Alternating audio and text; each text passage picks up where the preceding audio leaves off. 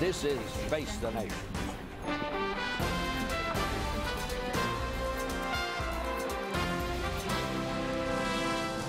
From CBS News in Washington, Face the Nation with Bob Schieffer. And good morning again. We begin this morning with Congressman Ron Paul. The polls, Mr. Paul, suggest that you are now in the thick of it out in Iowa, basically in a statistical tie with Romney, with Kaine, and with Mr. Gingrich. So I want to ask you some questions now that you're among the front runners. We need to know more about your positions on the issues. And I want to start with foreign policy, because your statements over the years, posted on your website and elsewhere, some of the things you have said in the debates, suggest that you believe that 9/11 happened because of actions that the United States took. Is that correct? Well, I think there's an influence, and that's exactly what, the 9/11 Commission said. That's what the DOD has said, and that's also what the CIA has said, and that's what a lot of researchers have said. And just remember, immediately after 9/11, we removed the base from Saudi Arabia. So there is a connection.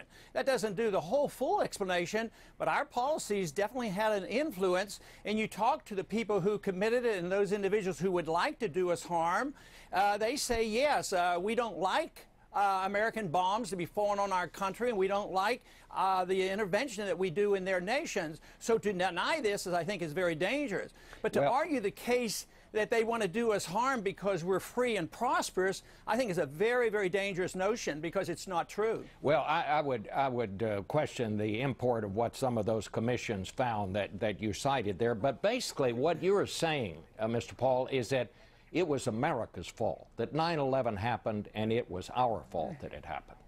No, I think that's a misconstruing of what I'm saying, because America is you and I, and we didn't cause it. The average American didn't cause it. But if you have a flawed policy, it may influence it. When Ronald Reagan went into Lebanon, he deeply regretted this, because he said if he'd have been more neutral, those Marines wouldn't have died in Lebanon, because the policy was flawed. The same thing that McNamara said after the Vietnam War, and he wrote in his memoirs that, if he would have changed, if we don't learn from our policies, it won't be worth anything. So I'm saying policies have an effect, but that's a far cry from blaming America. Well, I mean, in America, you're supposed to be able to criticize your own government. You're supposed to be able to criticize your own government without saying you're un-American. But that's what the implication is. But what you are saying, it was the government's fault. That basically is what you are saying. Let me move on from something else. I'm saying the policymaker's fault. The policymaker's fault. Contributed to it. All right. Contributed to it. Let me ask you this. Am I correct that your idea of how to discourage Iran from building nuclear weapons is to be nicer to Iran's leaders? Is that correct? Well, no, I think to be, we have 12,000 diplomats. I'm suggesting that maybe we ought to use some of them. But just think of how we prevented a nuclear war with the Soviets when the Soviet missiles were put in Cuba. We didn't say we're going to attack you. Kennedy and Khrushchev talked, and they made a deal. You take your weapons out of Cuba, we'll take them out of Turkey. That's the kind of talk that I want. I think the greatest danger now is for us to overreact, and this is what I'm fearful of. Iran doesn't have a bomb. There's no proof. There's no new information regardless of this recent report.